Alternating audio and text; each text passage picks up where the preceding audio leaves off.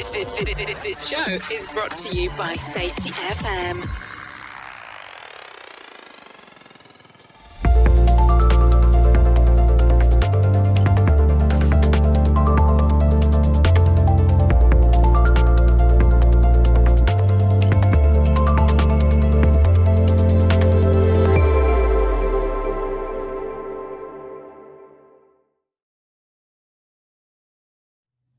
Hi listeners, this is Brent Sutton, one of the authors of the Practice of Learning Teams. Welcome today. Today we're going to be exploring the 5 principles of learning team. And with me today is Glynis McCarthy and Brent Robinson. Hi, it's Brent Robinson from the Practice of Learning Teams. Today we're going to talk about principle number 4, which is the more effort in understanding the problem, the better the solution outcome will be. I thought I'd start this off with the great Albert Einstein, and one of his quotes is, "If I had an hour to solve a problem, I'd spend 55 minutes thinking about the problem and 5 minutes thinking about the solution." And this is one of the tenets of Lean, is that identifying the problem, defining the problem is a key part of working towards the solution. And quite often, we get into a room or we get into a meeting and people go automatically to problem-solving mode.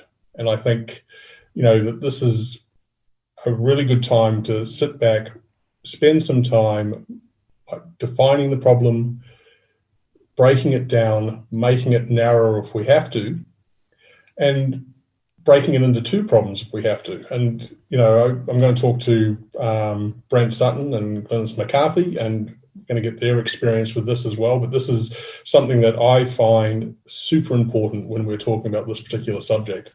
I know, Brent, that you've got a very strong view on this, and it's one of the underlying principles that we really spend a lot of time talking about.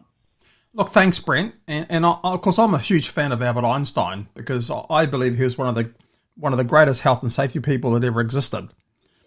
That's a great point. Yeah, because the problem is to know what the problem is. Yeah. So I think it's really fascinating. And, in today's world, we're asking a lot from our workforce. Workers who are having to work in dynamic risk are being asked to constantly problem solve. Yet we don't give them the tools and we don't give them the support as to what good problem solving looks like. Yeah. And what's interesting is that when they solve a problem and nothing goes wrong, nothing is said. And when they solve a problem and it goes wrong, we rain a parade on them and telling them why they got it wrong.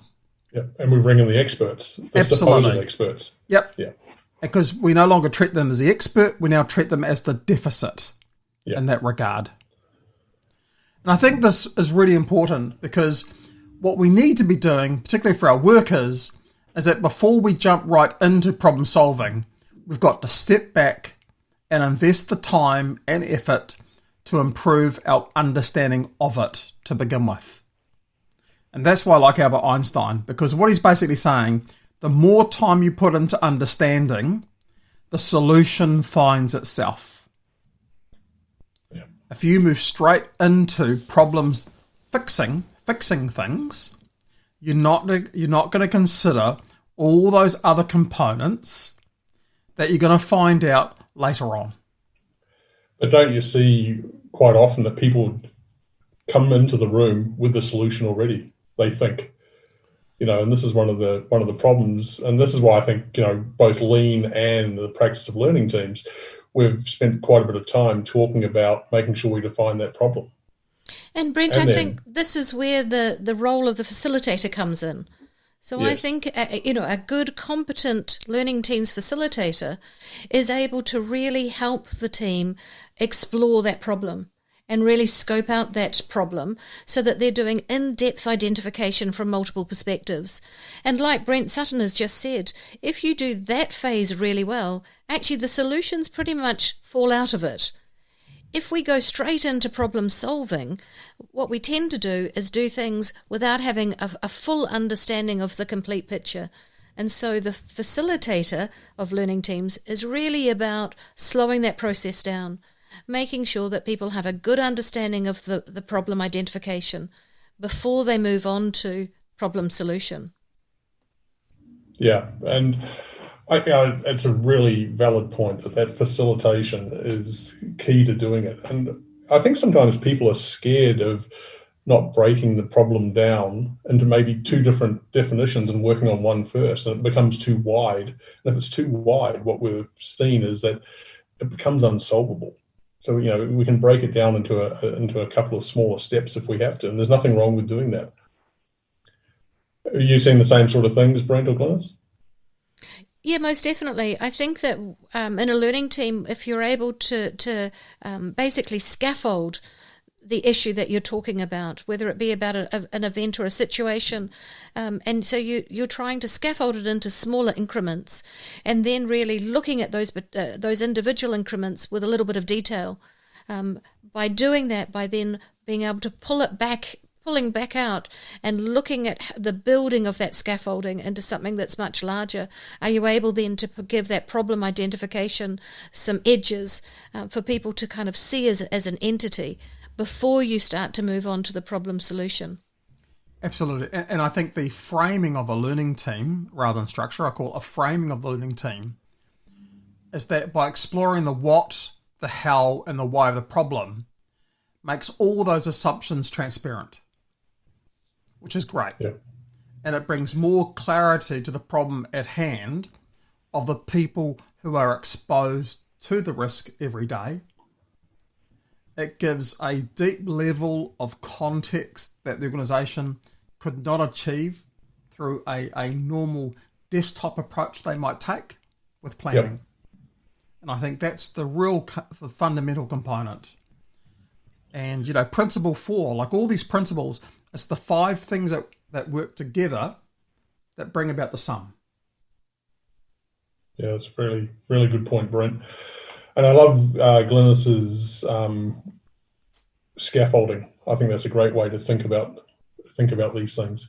Well, thanks, guys, for coming on today. Really appreciate your time, and we'll see you on the next one. Thank you, listeners, for being part of this podcast. We'd love to hear your learnings from today or other topics you would like us to support you on.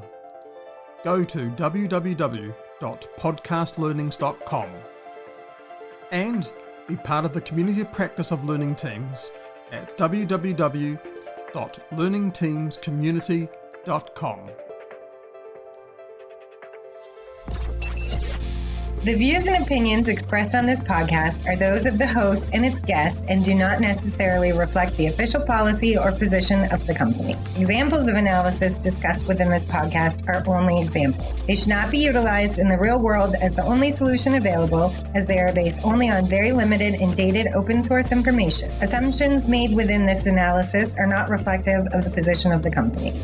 No part of this podcast may be reproduced, stored in a retrieval system, or transmitted in any form or by any means, mechanical, electronic, recording, or otherwise, without prior written permission of the creator of the podcast, Jay Allen.